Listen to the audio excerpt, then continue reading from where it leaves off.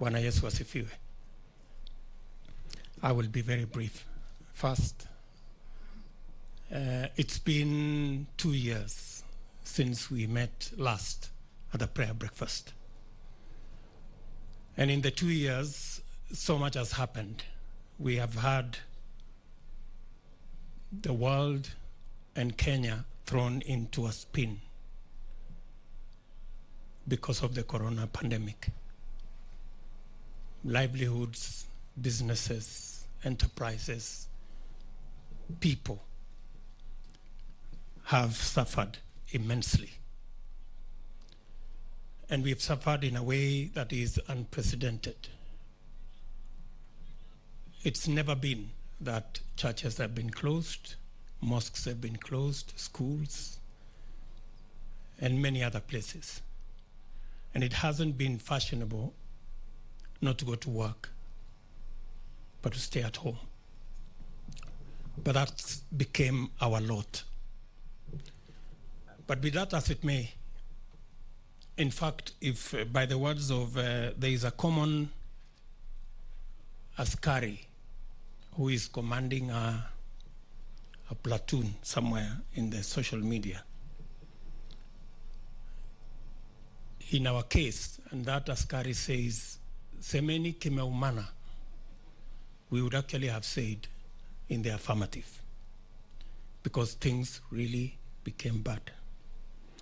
Your Excellency, but because of your leadership, you stepped in, and our country, the ship of our country was steadied. We've progressively managed to get ourselves up. The ministry has done a commendable job.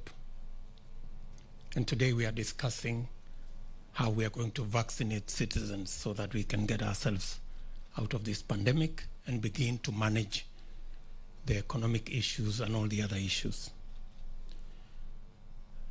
But be that as it may, we've had also, even in the midst of this pandemic, we've had positive things.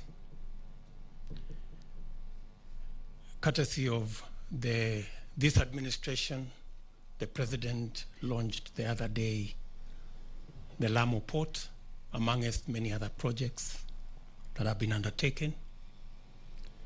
We got ourselves a brand new Chief Justice, the first lady ever in Kenya to be Chief Justice. And also our Speaker got an appointment with the elders. And I think it serves him right. After being a speaker for so long, maybe it's time to be a spokesperson. So much has happened in that space. But I keep, as we reflect on this day when we have come to pray, both those of us who are here and those of us who are elsewhere, two things come to my mind. In a meeting where most of us were, there are some two gentlemen who say two fundamental things. One was a bishop who asked us to try the Jerusalem dance instead of the other two that we had. So much happened, but as things stand today, the Tanga Tanga tours are not there, and the reggae has also stopped. I think we need to listen to what that bishop was telling us. We need to do something together. In that same meeting, the former Prime Minister also said something that was profound. In fact, in a very uncharacteristic manner, he gave us a verse. And he told us about Isaiah 1:18 that says, "Come, let us reason together."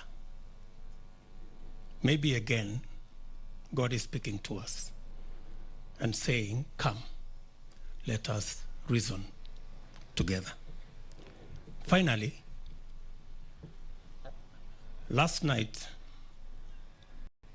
as I was preparing, villagers came from the village, including some of my relatives, because my daughter got a spouse. She works in foreign affairs, and so she got a foreigner to be a spouse. And so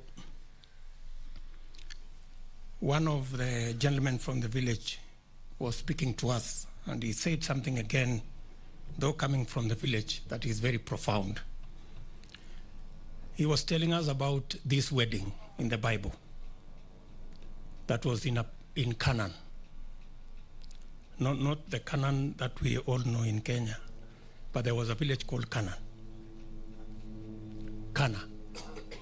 And in this wedding,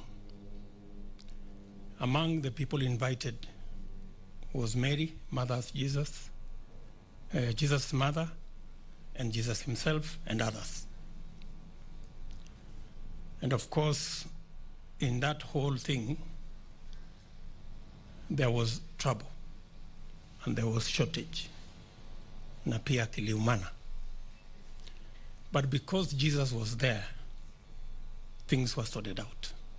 And he was telling us that in whatever plan, in whatever agenda, in whatever mission, have God in the equation. And I think that is profoundly what, again, we are reminding ourselves this morning. With those many remarks, it's now my duty to request our President, His Excellency Uhuru Muigai Kenyatta, to come and make his remarks. Mr. President, sir.